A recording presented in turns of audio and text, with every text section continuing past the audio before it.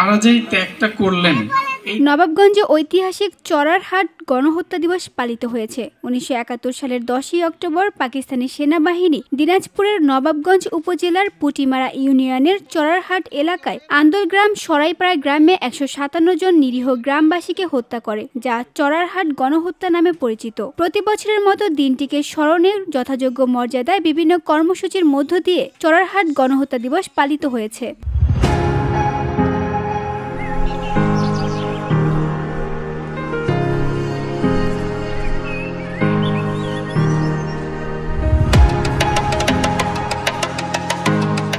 গণহত্যা দিবস উপলক্ষে উপজেলা প্রশাসনের আয়োজনে শহীদ পরিবারের সদস্য মোহাম্মদ মোজাম্মেল হকের সভাপতিত্বে আলোচনা সভা অনুষ্ঠিত হয়। এরপর উপজেলা ভূমি কর্মকর্তা মোহাম্মদ মুনতাসির মাহফুজ সহ মুক্তিযোদ্ধাবৃন্দ, ইউনিয়ন বিএনপির নেতৃবৃন্দ, ইউনিয়ন পরিষদ, চড়ারহাট শহীদ স্মৃতি মহাবিদ্যালয় কলেজ, প্রাণকৃষ্ণপুর আন্দোলগ্রাম উচ্চ বিদ্যালয়ের শিক্ষার্থীবৃন্দ শহীদ বেদিতে ফুল দেয়।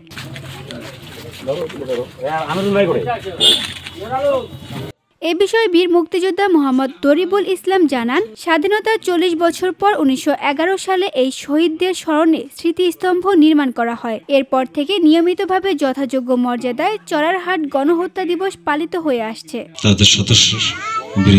VOD Bangla news desk.